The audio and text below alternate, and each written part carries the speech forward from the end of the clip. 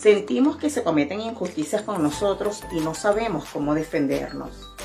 Es por esto que la emisión número 15 de Cero a la Derecha de este lunes 17 de junio será con las acciones constitucionales para protección y defensa de nuestros derechos. Esos mecanismos que si nosotros nos empoderamos y sabemos cómo usarlos, podemos proteger y defendernos no solamente a nosotros, sino también a nuestras familias y a las comunidades cercanas. Nuestra invitada será Luz María Rada, abogada venezolana y vicepresidenta de la Fundación Radaver, donde conversaremos sobre todo lo que significa el derecho de peticiones y tutela, estos mecanismos que nos podrán ayudar a hacer que nuestros derechos se cumplan. Entonces los esperamos este lunes 17 de junio a las 5 p.m. Colombia en la página de Facebook de Fundación Radaver.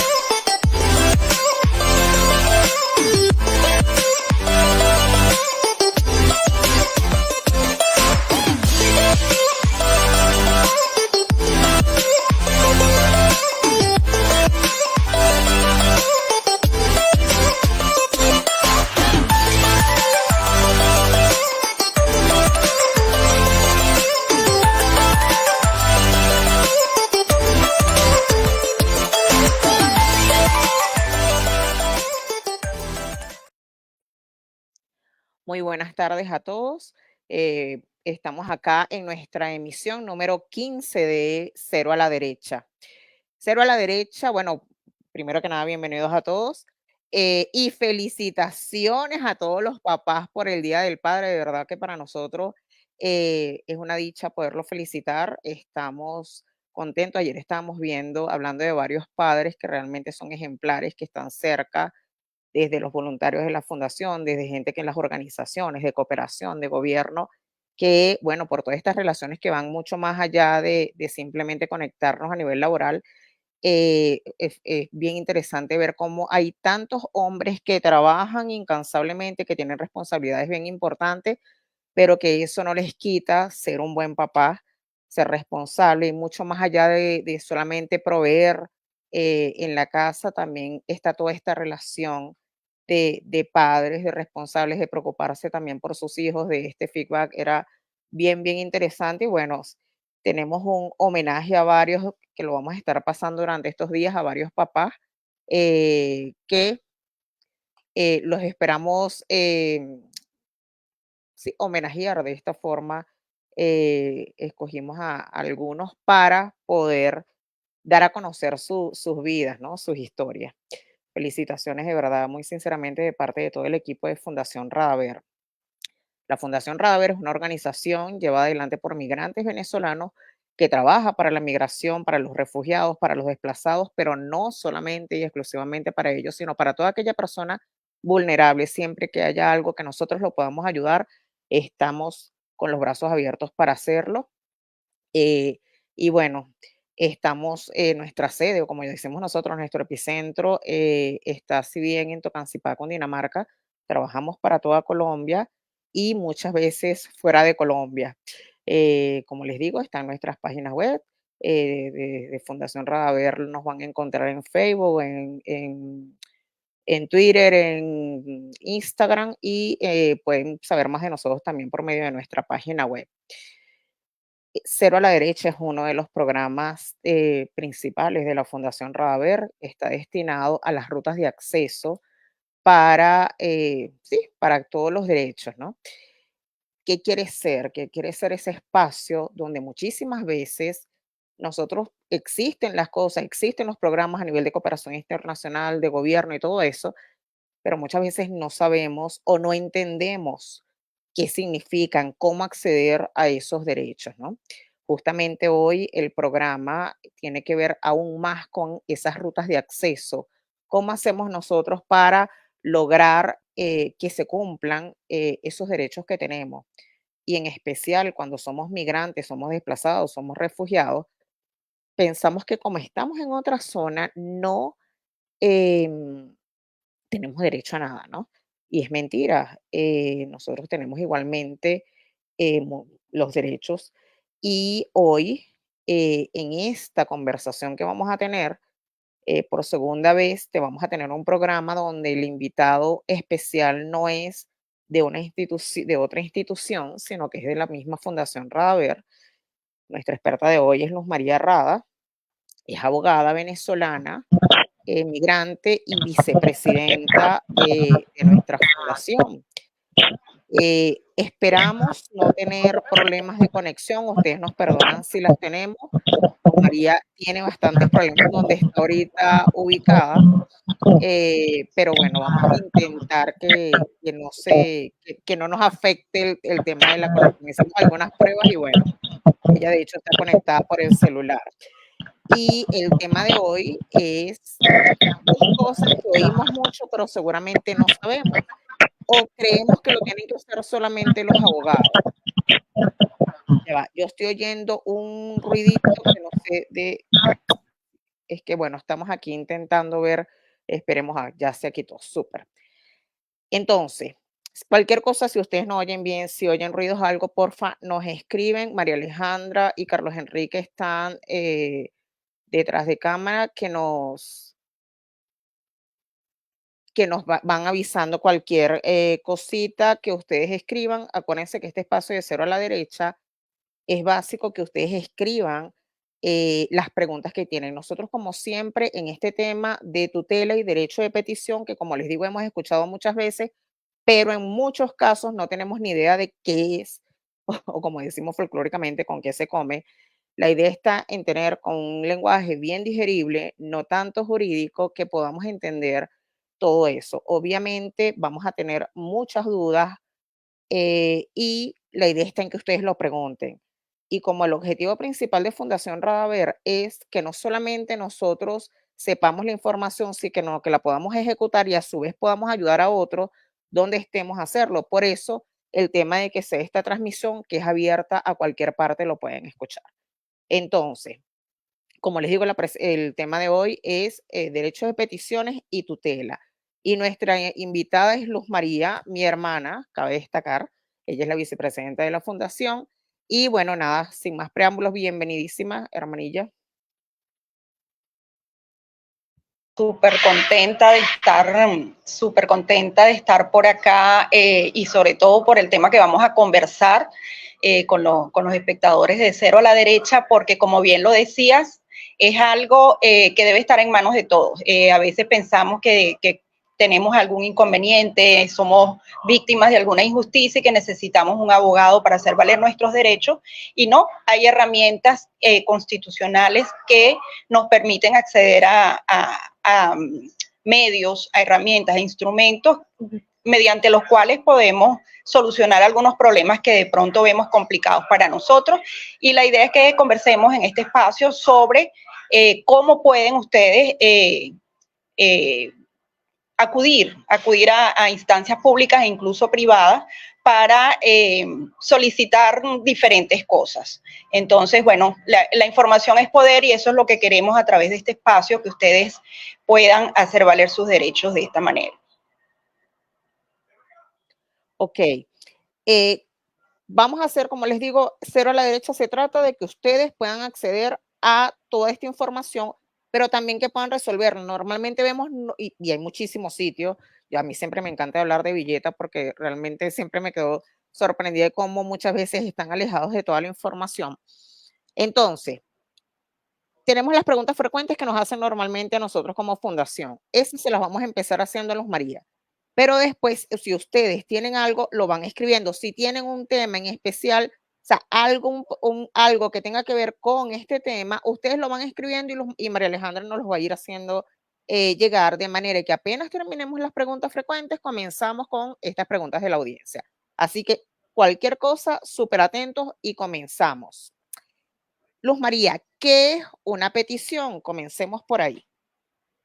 Ok, muy importante comenzar por allí porque justamente el primer instrumento que vamos a ver es el derecho de petición y obviamente la palabra petición pues se puede entender de muchas maneras, pero para efectos de un derecho de petición es una solicitud formal que se hace normalmente o frecuentemente ante un ente público, pero también se puede hacer ante un ente privado e inclusive ante una persona natural para hacer alguna petición, alguna solicitud, algún requerimiento que puede ser de índole general, es decir, que abarque a todas las personas o a un grupo de ellas, o puede ser una solicitud de interés personal de la persona que está solicitando. Entonces, básicamente, lo que quiere ese instrumento llamado derecho de petición, que es lo que vamos a ahondar más adelante, es hacer una solicitud para resolver un asunto concreto, un asunto específico. Eso es. Chévere, entonces, ¿quiénes tienen derecho a presentar una petición? Mira, un derecho de petición lo puede interponer cualquier persona indiferentemente de su nacionalidad, indiferentemente de su género, indiferentemente de su edad inclusive. Puede ser de estado civil, casado, soltero, o sea, totalmente cualquier persona. Sí hay una pequeña excepción, sin embargo no es absoluta, que son los miembros de la fuerza pública, que son los militares o los policías, que ellos, la ley les prohíbe hacer peticiones, la ley no, el artículo 219 constitucional les prohíbe hacer un tipo de peticiones que es a su mismo componente, bien sea militar o a la policía, si ellos forman parte de ellos, cuando no se trate de lo que es la moralidad.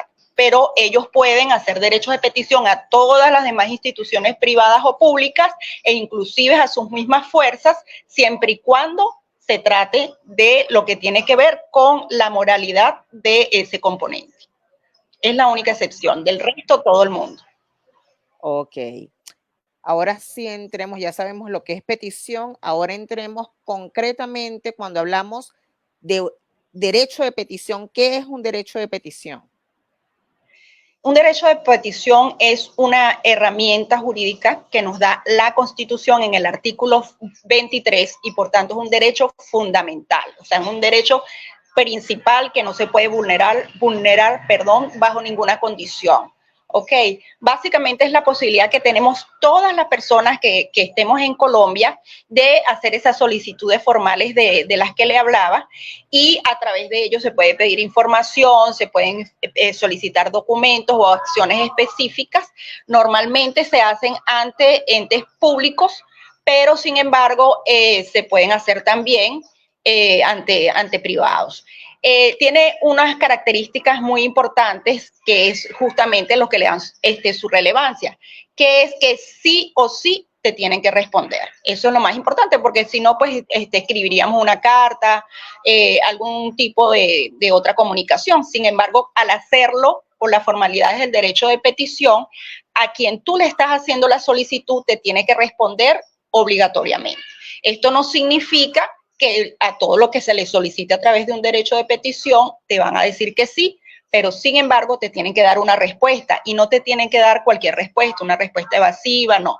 Te tienen que responder al fondo de lo que tú estás solicitando. ¿A qué nos referimos con al fondo? A la esencia. No pueden responderte con evasivas o con cosas que no tienen que ver, sino que si tú estás haciendo una solicitud específica, te tienen que o acceder a la solicitud o explicarte fundamentadamente por qué no pueden acceder. Entonces, más adelante vamos a ahondar en las razones que de pronto no te respondan positivamente un derecho de petición o no lo que tú esperabas, pero de responderte te tienen que responder.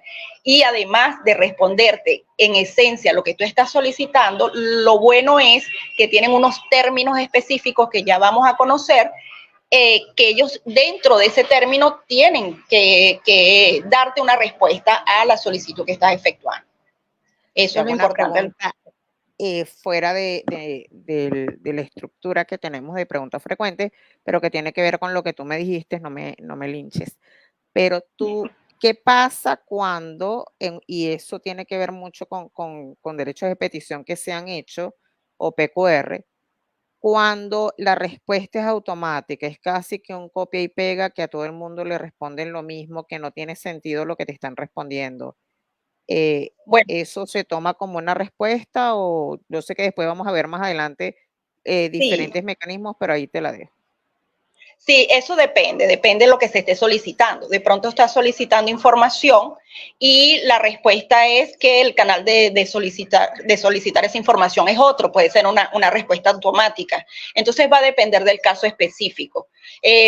Un ejemplo de que de pronto te respondan, no respuestas automáticas, sino que no respondan a tu solicitud, es que te digan, tú estás escribiendo a una institución, a un departamento específico y te dicen, este no es el departamento al que le compete lo que usted está solicitando, lo pueden remitir automáticamente a ellos, estamos remitiendo a tal departamento que es el que le toca conocer esa materia, o darte la explicación a ti de que mira, no es por esta razón, como les digo siempre fundamentado, pero sí puedes dirigirte a tal correo, a tal dirección, a tal ente, y por allí te van a dar respuesta de lo que usted está solicitando, porque puede suceder también.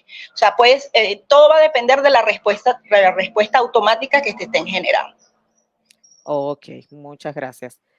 ¿Ante quién se puede ejercer un derecho de petición? Yo creo que más o menos le explicaste ahorita, pero no sé si puedes decir brevemente.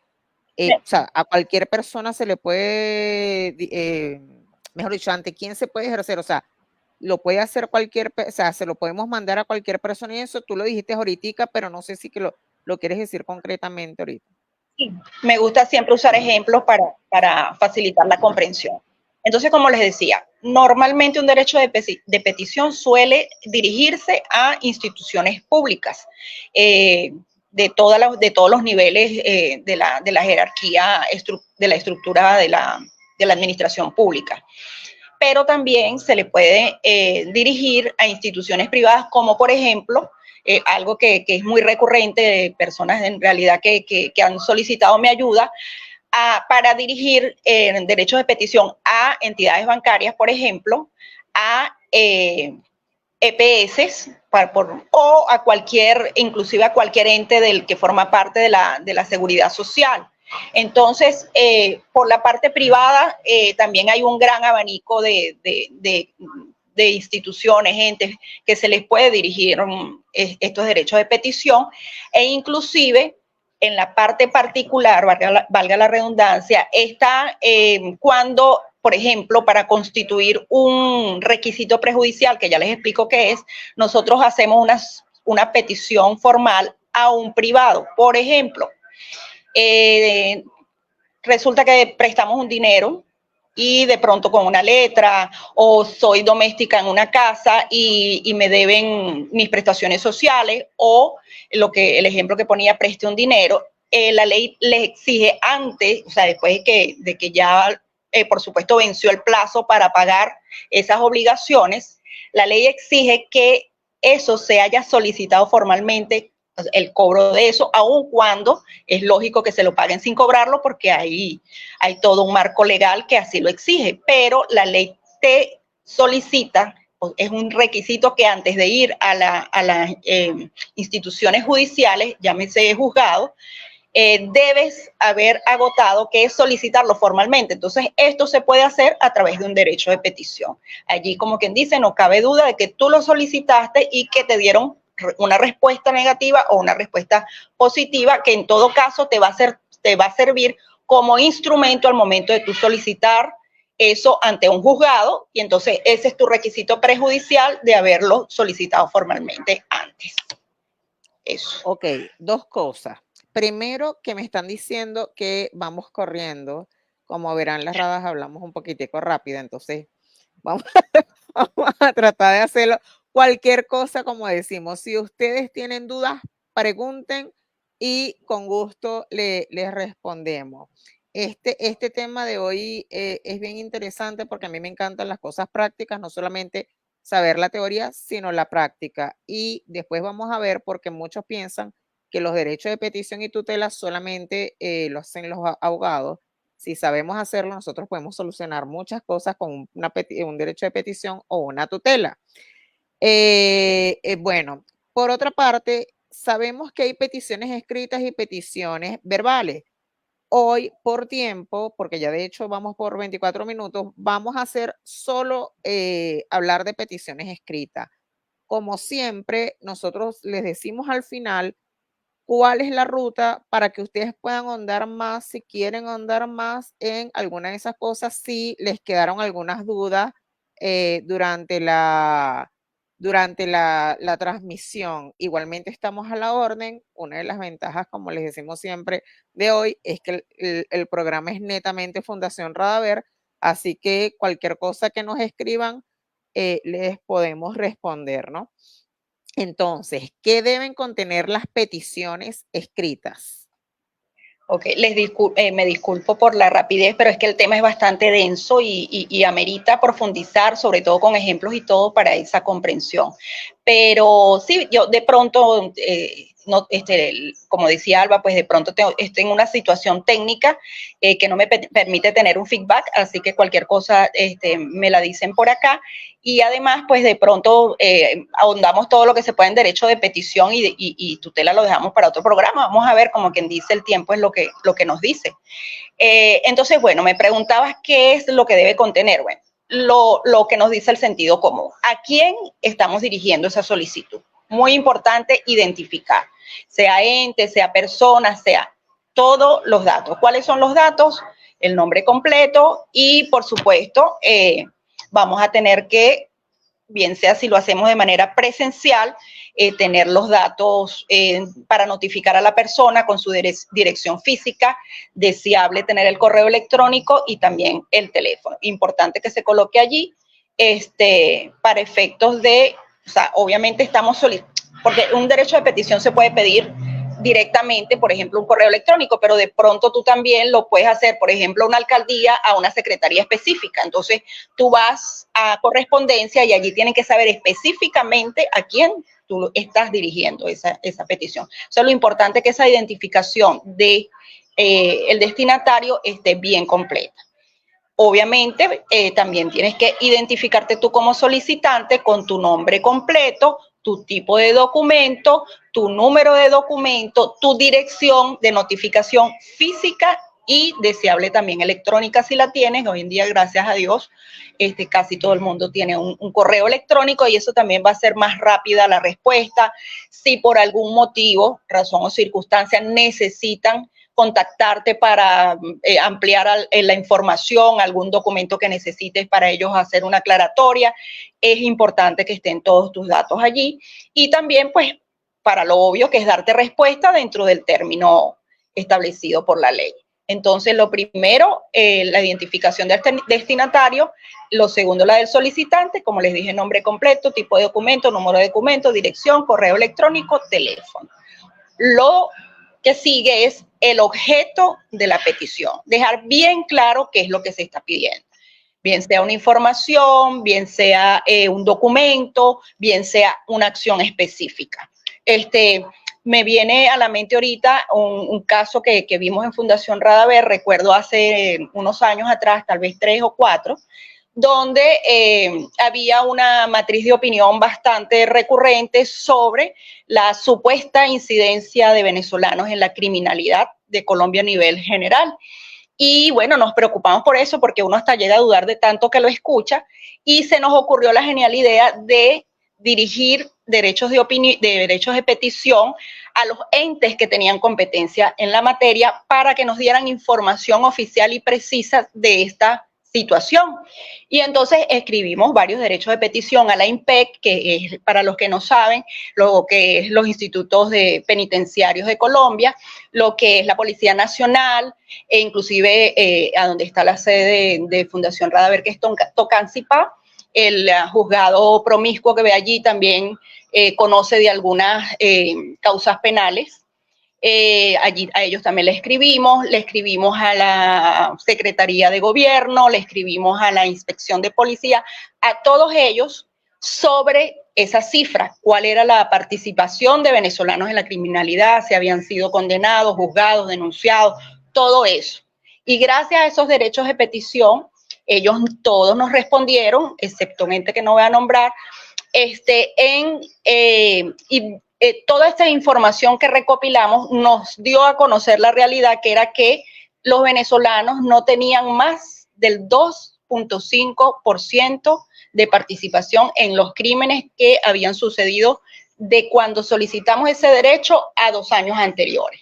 Entonces, es importante. Con esa información pudimos hacer valer los derechos de los venezolanos como colectivo, ya que estamos siendo víctimas de xenofobia a raíz de esa información falsa, simplemente una matriz mediática que se fue repitiendo y que pudimos desvirtuar a través de esos derechos de petición que después de que obtuvimos la respuesta dimos a conocer a mucha gente y de esta manera pues justamente cambió esta perspectiva.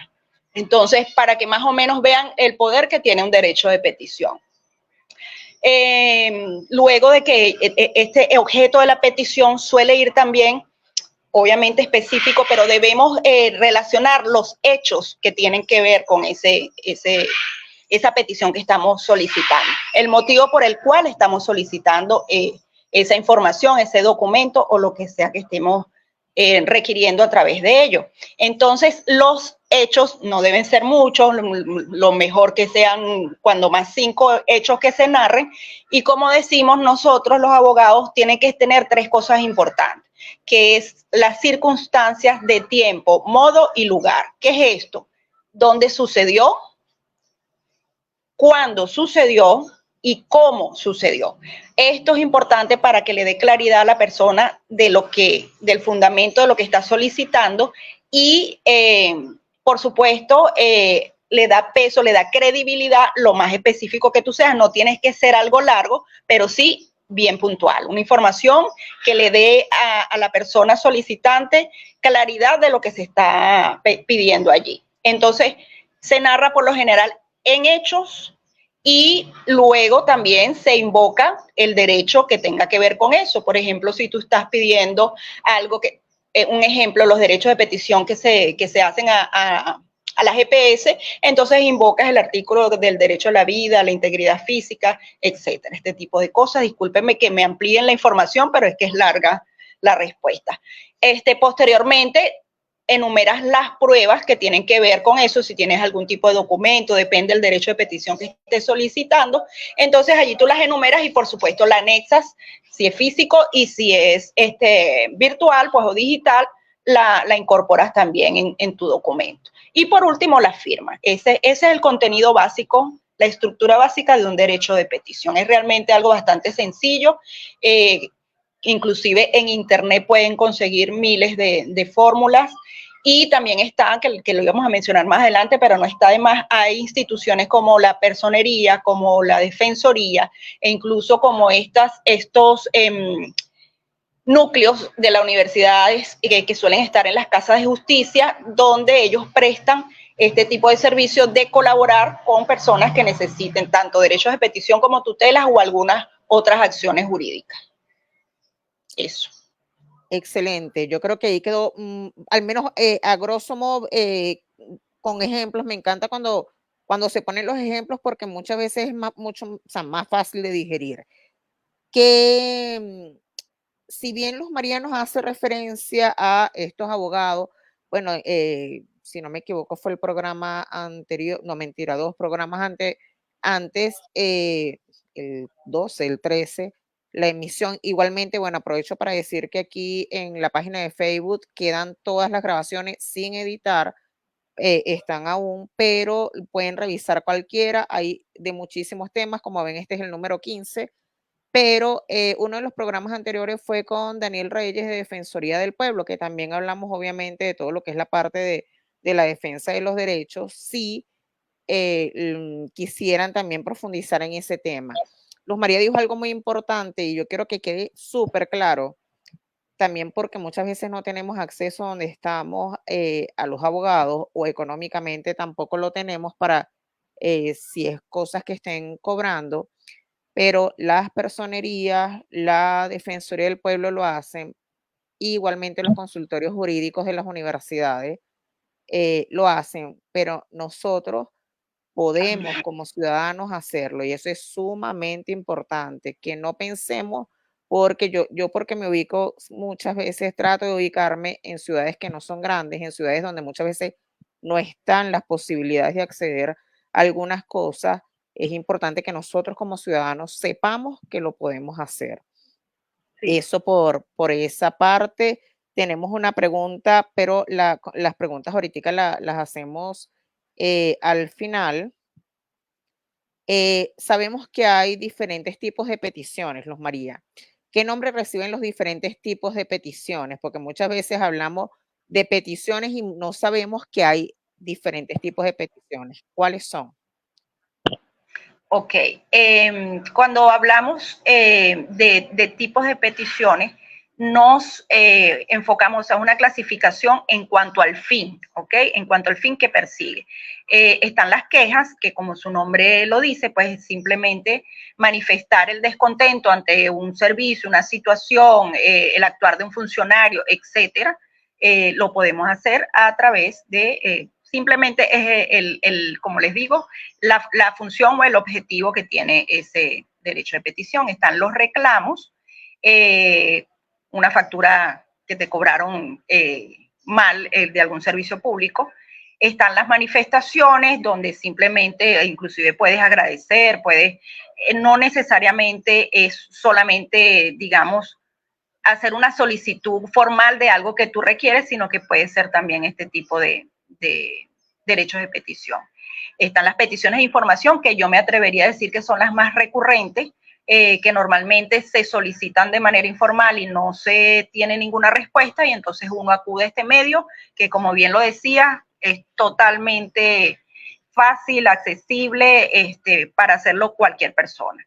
Y las consultas que suelen ser para, por ejemplo, pedir un concepto jurídico, y me viene también a la mente un recuerdo de algo que se hizo también desde Fundación Radaver, que había una duda, vamos a decir así, o habían criterios diversos sobre el tema de la licencia venezolana, si se podía usar o no en Colombia.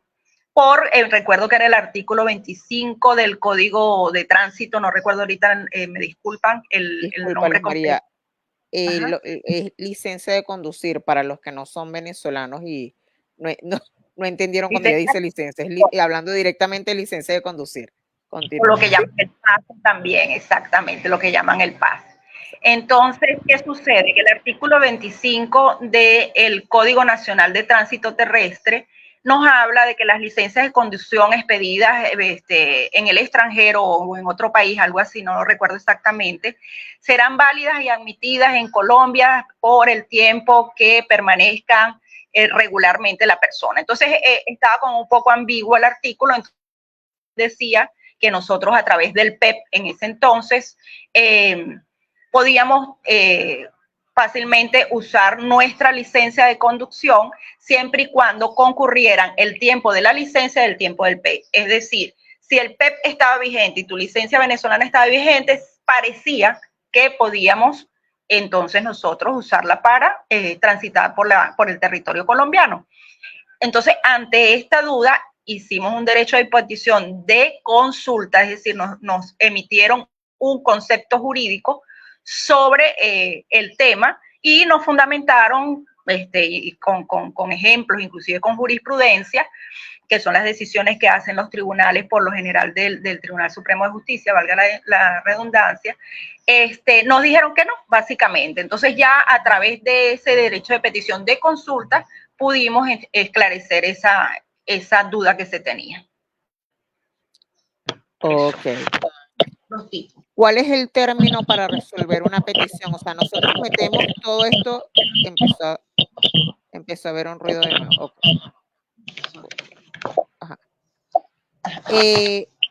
Nosotros metemos esta petición.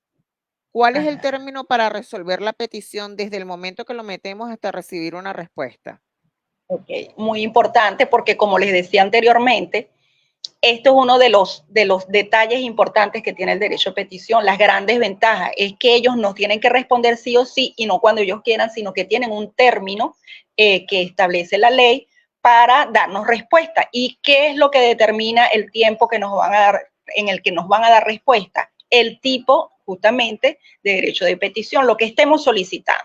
Si es información o aclaración de una información, tienen 15 días hábiles, siempre hábiles, ¿ok? Por supuesto se descuenta sábado y domingo y si hay algún feriado por allí también hay que descontarlo del tiempo. Entonces, máximo en el transcurrir de esos 15 días hábiles nos tienen que dar respuesta con la información o con la explicación de por qué no nos pueden dar la información. Entonces, por ejemplo, ¿por qué no podrían darnos, que de pronto faltó por allí aclararlo? Una información que nosotros solicitemos que de pronto no nos pueden dar. Si nosotros dirigimos un derecho de petición a un banco pidiéndole la cuenta bancaria de alguien, no nos las van a dar porque esos son datos sensibles. ¿Me explico? De repente necesitamos para un proceso judicial, para solicitar un embargo, algo así. Esa información no nos las van a dar. De pronto, a través de una orden judicial, el banco sí está obligado, de acuerdo a las circunstancias, pero a través de un derecho de petición no nos van a dar información. Hay otra excepción que son los documentos reservados. Por lo general, en el ámbito público, hay información que no nos pueden dar, pero nos tienen que dar la respuesta fundamentada de por qué esa información no las dan. Y nos las tienen que dar en 15 días hábiles. Luego tenemos lo que es la solicitud de documentos, documentos como tal, que también tengo un ejemplo para eso, que nos las deben dar en 10 días hábiles. Igual, como les digo, descontando los fines de semana y los feriados. Un ejemplo de esto, por ejemplo, en el caso de nosotros los venezolanos, que gran audiencia, la gran parte de la audiencia de Cero a la Derecha lo somos, los antecedentes penales que solicitamos a la Policía Nacional no suelen salir por nuestro tipo de documento, que la mayoría tenemos permiso por protección temporal, llamado coloquialmente PPT. Entonces, podemos solicitarlo, bien sea de manera informal, pero si queremos tener una respuesta segura y dentro del tiempo, podemos hacerlos a través de un derecho de petición. O sea, hacemos un derecho de petición a la Policía Nacional solicitando el documento que es los antecedentes penales, por ejemplo. Y está un último término que es el de consulta, que era el que le mencionaba de aquel artículo, que son 30 días hábiles. Entonces, allí tienen, como quien dice, los términos de los 3 tipos. El más común, cuando solicitamos información, que como les decía, son 15 días hábiles. Ok, súper, súper. Eso de hecho es una de las cosas que yo siempre defiendo a Colombia, que muchas veces la gente, no, pero es que si me pasa tal cosa, yo digo, mira, están estos mecanismos y una de las ventajas mejores que yo veo es que tienen un tiempo, o sea, no es que puedes esperar toda la vida para que te contesten, sino que ellos tienen un tiempo donde tienen que ser respondidos. Ahora Correcto. viene una pregunta, que estamos hablando de los términos, ok, tú me hablas de 30 días, de 15 días, depende de lo que sea, pero también hay veces donde, y nos han llegado casos donde nos dicen, nosotros lo metimos, pero nadie nos respondió. La pregunta es, ¿qué es el silencio administrativo y qué consecuencias trae para las autoridades el retardo injustificado de la atención de peticiones? O sea, ojo que hablo de injustificado porque también nosotros hemos metido derechos de petición donde nos dicen, mira, ahorita no me acuerdo si fue el juzgado que entre los que le hemos metido, que una vez nos dijo, miren, por favor, vamos a denos, creo que fueron 20 días más, o sea, un plazo igual era para responder, y entendimos que estaban full trabajo y por eso, chévere, pero tuvimos una respuesta a tiempo y por eso esperamos simplemente, pero hay veces donde hay un silencio administrativo como si no hubiese llegado nada, no responden nada, no hacen nada. ¿Qué consecuencias trae para estas autoridades? Ok, primero explico, o sea, silencio administrativo y por qué llegamos a esto, es justamente lo que sucede cuando la administración pública, estamos hablando solamente de este caso, vamos a decir, cuando el derecho de petición es a una entidad pública, no responde dentro de los términos que acabamos de conocer. Ahí entonces se configura un silencio administrativo, es decir, la administración no respondió. Entonces ahí pueden aplicar 2 cosas. Bueno, lo primero que me preguntaste, hay casos excepcionales donde el ente te puede pedir una prórroga, pero que tiene un fundamento legal. En el caso de los juzgados, tienen un fundamento legal donde si ellos por algún motivo, por ejemplo, el que ellos invocaron en ese momento o alegaron en ese momento que fue el exceso de trabajo, y fundamentándose en un artículo de la ley, nos pidieron o nos informaron más bien de que no iban a responder en un término mayor. Perfecto. Luego, ese es uno de los casos. Está para el funcionario que deja de responder, hay sanciones que va a depender primero del tipo de petición que estemos solicitando y de pronto de lo recurrente que haya sido la infracción de ese funcionario. Pero eso, como quien dice, toca profundizarlo más. Pero sí hay sanciones, hay consecuencias para ese funcionario que no te está dando respuesta dentro de los términos o incluso te dio respuesta, pero no se pronunció con respecto al fondo, o sea, de lo que tú le estabas pidiendo, te respondió otra cosa que no tenía que ver. Eso también tiene como consecuencia una sanción, ¿ok? Entonces, no nos respondió. Esas son las sanciones, esas son las circunstancias para el destinatario, pero para nosotros ese silencio administrativo puede operar de 2 maneras, un silencio positivo o un silencio negativo. El silencio positivo es, como decimos en criollo, el que calla otorga, ¿ok?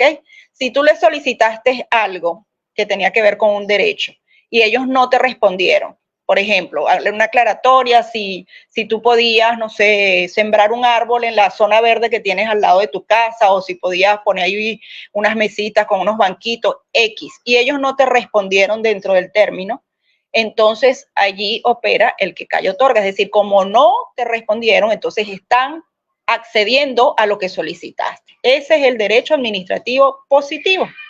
El derecho administrativo negativo es cuando te deniegan lo que estás pidiendo, es decir, te dicen que no te lo van a dar.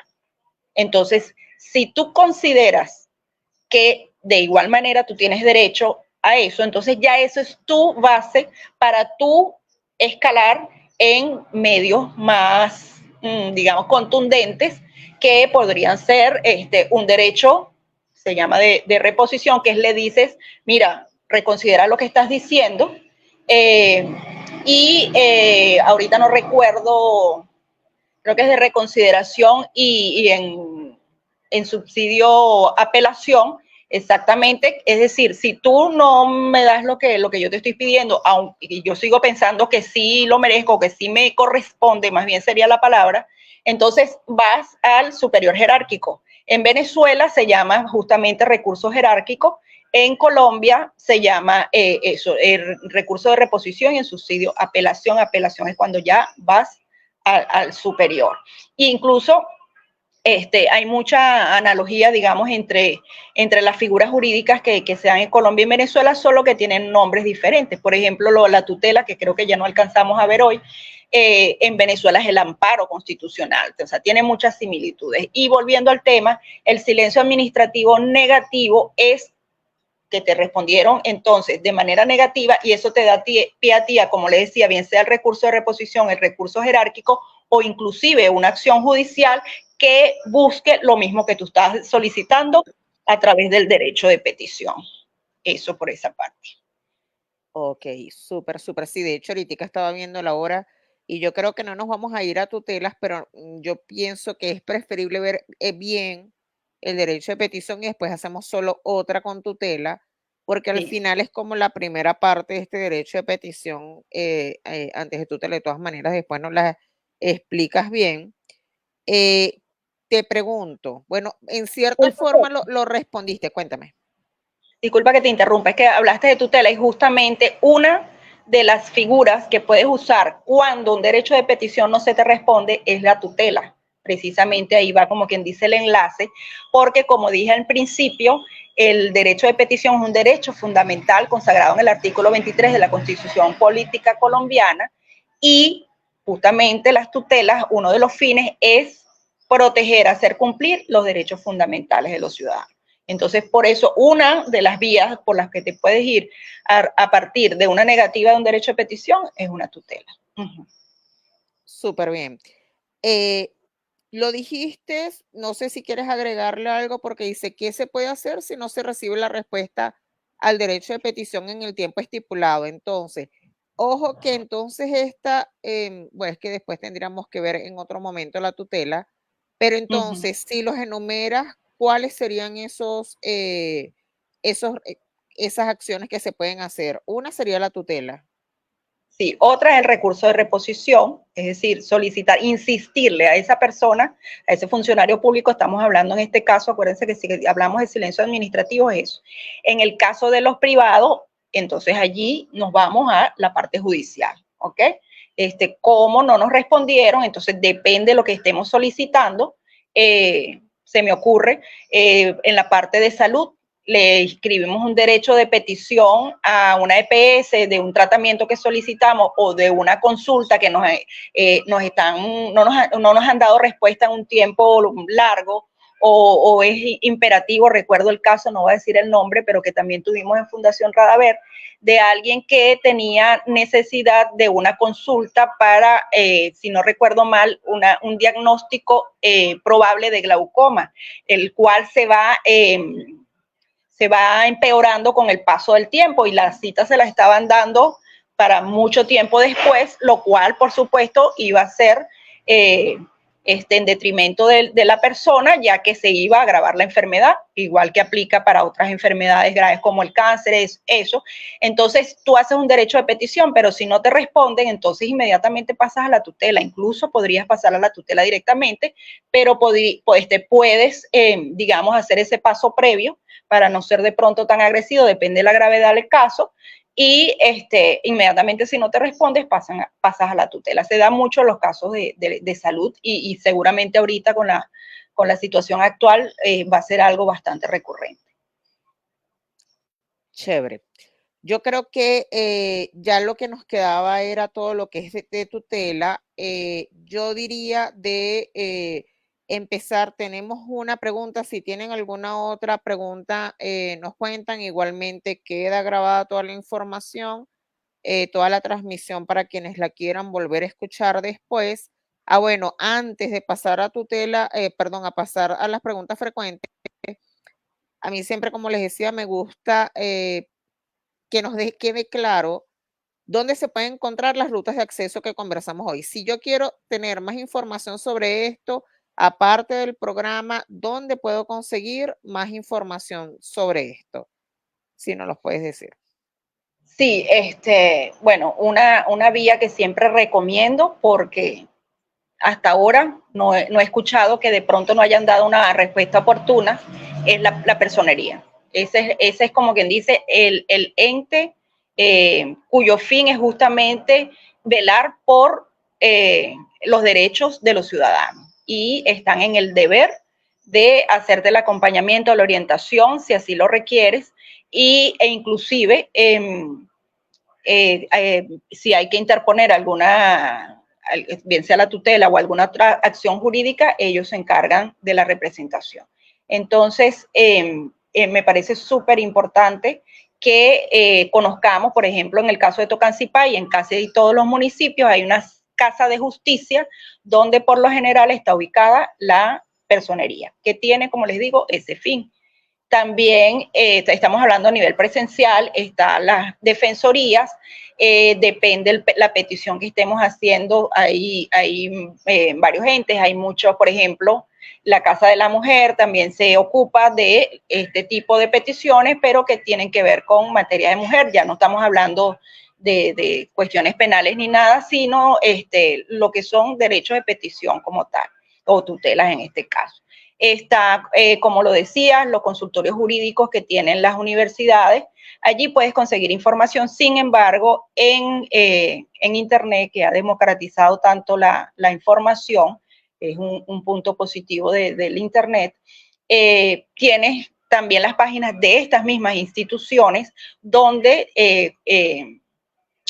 ubicas este tipo de información. Yo soy fan del YouTube porque el YouTube te explica, así como yo te estoy explicando, de pronto consigues un video bien didáctico donde te dan información a nivel lo más comprensible posible, y con la información que te da allí, inclusive, no sé si de pronto nosotros o allí mismo esa información dan los enlaces donde tú puedes conseguir modelos de bien sea derechos de petición, tutelas e incluso link de instituciones que manejan este tipo de procesos. Eso sería. Ok. Nada, yo creo que ya nos vamos. Yo también soy fan de... Entonces, si fui a solicitar empleo en una empresa y me dijeron que no aceptaban el PPT, ¿puedo usar uno de estos instrumentos? Me parece, de hecho, hay dos personas que tienen esa pregunta. Yo creo que muchos más tienen esta duda. Entonces, si fui a solicitar empleo en una empresa y me dijeron que no aceptaban el PPT, ¿puedo usar uno de esos instrumentos? Ok, ahí la pregunta es, ¿a quién se lo escribirías o a quién le dirigirías el derecho de petición y con qué fin? Yo creo que la vía en ese caso, no me gusta, como quien dice, dar asesoría jurídica, pero la vía para todo lo que es la parte laboral es la inspección del trabajo, ubicada también en las casas de justicia, donde allí sí puedes hacer la solicitud formal, sea a través de un derecho de petición o de algún otro mecanismo que ellos tengan previsto para eso, y hacer más bien la denuncia de esta irregularidad, porque no, o sea, eso es ya entramos en otra materia que es la penal, porque hay una discriminación por un tema de nacionalidad, lo cual no está contemplado en la ley. Te pueden denegar porque, o sea, ninguna empresa está obligada a contratar a determinada persona, pero si ellos discriminan, bien sea por nacionalidad o por preferencia sexual, puede pasar también, o por inclusive género, por ser mujer, básicamente, entonces allí sí se están vulnerando derechos fundamentales. Entonces, en este caso, la vía, digamos, sería la inspección del trabajo, y también pueden reforzar, para mí, desde mi punto de vista, es algo que también debe conocer la personería jurídica y para mí allí la denuncia es básicamente en el ámbito laboral.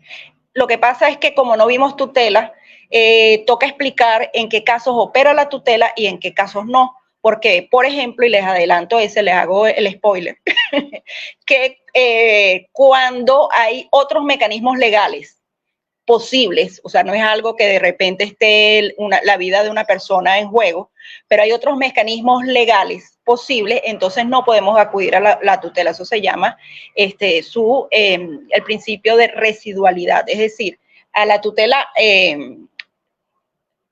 vamos o la invocamos, la usamos, la implementamos cuando en el caso específico no tenemos otra vía legal. O sea, no, la tutela no la podemos usar por cualquier cosa, sino bajo unos términos específicos que ya ahondaremos cuando abordemos esa materia. Nos está diciendo que, exacto, que tenemos que ver la parte de tutelas, pero me pareció muy interesante esta pregunta, porque de hecho, si bien una persona es libre de emplear a quien quiera, está el tema de cuando se ha dicho abiertamente que es por ser venezolano, en este caso por tener PPT, que el PPT solamente lo tienen los venezolanos. Y ahí pongo el caso de una empresa aquí en Tocancipá que llegó a hacer una convocatoria y el gerente salió y dijo a todos que ellos no aceptaban PPT, que no iban a incluir en su nómina ninguno con PPT. O sea que fue claramente una discriminación por nacionalidad, ¿cierto? Ahora, Sí. ¿qué tienen que presentar ellos para un derecho de petición? Porque nos decías antes que en ese derecho de petición había que tener pruebas. ¿Qué Correcto. pueden presentar ellos para demostrar que, y perdóname que te lo enrolle ahí, pero es que este tema yo creo que a muchas personas le va a interesar, para poder meter un derecho de petición o una tutela, no sé si cómo sería el caso, para poder hacer, sí, acceder a sus derechos. Bueno, una de los medios probatorios es justamente la declaración o el testimonio de las personas que estaban allí. Eso es lo primero. Entonces, está la prueba testimonial que si bien se puede desvirtuar de muchas maneras, pero no deja de ser una prueba.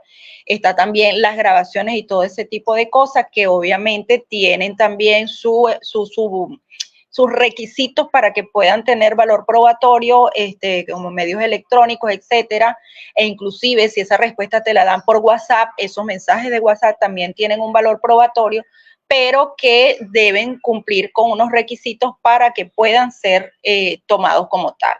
Pero a efectos de qué quieres, por ejemplo, hacer un derecho de petición en ese sentido, te vas a la inspección del trabajo, solicitas precisamente lo que ellos hacen, o sea, denuncias la situación y pides que hagan una inspección por este motivo a la empresa y la empresa allí tiene que fijar posición. Obviamente, como es lógico, ellos les preservan su derecho a la defensa y por el debido proceso deben llamarlo para que den su versión y una vez allí ellos tienen que establecer si efectivamente ellos permiten o no permiten el trabajo a personas venezolanas allí y en ese caso, si lo niegan, pues entonces está la oportunidad de establecer que sí los aceptan y a futuro ojalá lo hicieran. Y si no, pues entonces si lo niegan, entonces ya tienes ahí un elemento totalmente de validez probatoria porque lo están haciendo ante un ente público para escalar eso en tal caso a instancias judiciales o que tengan un mayor peso para la empresa. Ok, súper, súper. Bueno, cualquier cosa, si tienen algunas dudas, todavía lo pueden, yo voy a ir y te doy las gracias, Luz María, por todo, porque creo que quedó bastante claro esto, obviamente súper amplio. Del mismo derecho de petición hubo cosas que quisimos incluir y las omitimos, porque si no se nos hacía mucho más largo, ¿no? Si tienen algunas dudas, las pueden ir escribiendo. Yo, mientras tanto, les voy diciendo como dicen aquí los avisos parroquiales. Una de las cosas es que, bueno, seguimos trabajando con todo el tema de retornado. Con el tema de retornados es justamente la preocupación que mucha gente que es retornada no sabe que es retornado. Y por eso hicimos la emisión número 6 con Julián Arias de Cancillería, donde nos explicaba todo lo que significaba los retornados, pero también el objetivo es que estas personas conozcan todos los programas, beneficios que tiene el gobierno colombiano para sus connacionales, para que puedan acceder a eso, empezar toda la ruta. Por eso, si eres colombiano y viviste en el exterior 3 años o más y regresaste a Colombia, puedes buscar en nuestra página de Facebook el formulario, que ya lo hemos puesto varias veces. De todas maneras, vamos a estar atentos de que esté de nuevo colocado, que es el formulario para retornados. Escriben todos sus datos y nosotros los contactamos apenas podamos, porque ya tenemos una lista de personas. Igualmente, si tú naciste en el exterior, en Venezuela o en cualquier otro país, naciste, pero tus padres o tus abuelos son colombianos y ya regresaste a Colombia y tienes los papeles, la cédula de ciudadanía colombiana, también pasas a ser un retornado y puedes acceder a todos los beneficios que tiene el gobierno colombiano para eso. Por lo tanto, nosotros como Fundación Radaver te podemos ayudar. Estamos varias organizaciones trabajando con esto y con gusto te podemos ayudar a registrarte y te explicamos igualmente toda la otra cantidad de beneficios que tienen, por lo menos en el caso de Bogotá, por ejemplo, los centros Intégrate. Por otra parte, también, bueno, agradecer como siempre lo hacemos, estos espacios mucho tienen que ver que nosotros estemos trabajando con aquellas personas que unas más poco, o sea, unas pocas, otras más, se desprenden de algo suyo, así sean 30,000, 50,000, 100,000 pesos mensuales, y es lo que logran que la fundación se sostenga, que la fundación pueda hacer jornadas, que la fundación pueda ir y atender a otros sitios o estar eh, para poder hacer todos los contactos para solucionar los problemas que ustedes mismos muchas veces nos piden. De verdad, muchísimas, muchísimas gracias. Ya tuvimos el 18 de mayo la jornada en Tocancipá, donde se atendieron aproximadamente 250 personas y toda esa logística se pudo hacer gracias a estas donaciones. Y la semana que viene, por eso después decimos, hablaré con los María a ver si podemos hacer el lunes la de tutela o en qué momento, porque también tenemos otras personas que están invitadas y estamos finiquitando los detalles para que puedan estar en el programa con otros temas. Pero la semana que viene tendríamos como organización, tenemos la posibilidad de ir a Girardot a una feria de servicios y capacitación para funcionarios que está organizando la Gobernación de Cundinamarca con el apoyo del GIFEN, al cual formamos parte, y la alcaldía de Girardot. También va a estar Migración Colombia, va a estar Cancillería. Así que los esperamos para no solamente la gente de Girardot, sino toda la provincia de Alto Magdalena. Está invitada el viernes 28 y el sábado 29 al Coliseo Marta Catalina. Es que no era el mismo del año pasado, entonces me lo tenía que aprender. El Coliseo Marta Catalina, de 8:30 a 3 de la tarde. Va a estar tanto el viernes como el sábado 28 y 29, una feria de servicios, como les digo, va a haber toda la oferta institucional de alcaldía y de gobernación, va a estar varias organizaciones, vamos a estar del GIFEN. Igualmente, el día jueves vamos a ser parte de los que vamos a prestar la capacitación para funcionarios públicos, todo esto con el fin de que cada vez más disminuyamos las barreras y podamos entender todo esto que muchas veces se nos hace tan complicado de la migración, pero si nos entendemos y nos capacitamos, seguramente podemos salir adelante todos mejor y apoyar y ayudar al desarrollo del país en el que estamos. El 20, este jueves, tenemos el Día del Refugiado, el Día del Refugiado, y en este caso, la red Los Buenos Somos Más, que también Fundación Radaver forma parte, somos un grupo de organizaciones llevadas adelante por migrantes, refugiados y retornados. Estamos en coorganización con ACNUR y otras organizaciones, instituciones, haciendo un cineforo este sábado. La imagen se las dejamos ahora en la página, igualmente ya la habíamos pasado, donde será un momento también para conmemorar todo lo que es el tema del Día del Refugiado. Igualmente en Suba Migración en Positivo, una organización aliada y miembro de la red Los Buenos Somos Más, estará haciendo una jornada de servicios con OIM y otras organizaciones de cooperación. Hará una feria de servicios para todos los que quieran asistir. Igualmente será el 22, el sábado 22 se van a hacer las dos actividades, el cineforo y la feria de servicios. En nuestra página de Facebook encontrarán toda la información que estarán, bueno, en todas nuestras redes sociales. Y nada, pues para concluir, muchísimas gracias por todos los que nos están viendo. Muchísimas gracias, Luz María, por este rato que estuvimos. Gracias a Carlos Enrique y a María Alejandra que están tras de cámara ayudándonos con toda la producción que se requiere para esto. Y bueno, estamos atentos. Igualmente, si eres una de las personas que deseas ayudar, deseas aportar a que podamos seguir trabajando, de hecho nos están llamando en 4 localidades diferentes y de hecho en otros departamentos también para que vayamos a ayudar. Hay líderes y nos han pedido que los ayudemos, que hagamos algo allá. Toda esta logística de moverse requiere también bastante financiación. Entonces, el transporte, el hospedaje, la alimentación, todo esto. Eso significa que si tú quieres ser patrocinante de este espacio y de estas jornadas, comunícate con nosotros. Igualmente está nuestro NECI de la fundación, que es 316-488-2639, o en nuestra página web de Fundación Radaver tienen el botoncito de donar y pueden hacer las transferencias directamente a la página web, sí, a la cuenta de la fundación directamente, la cuenta bancaria. Sin más preámbulo, muchísimas gracias. Luz María, no sé si quieres decir algo.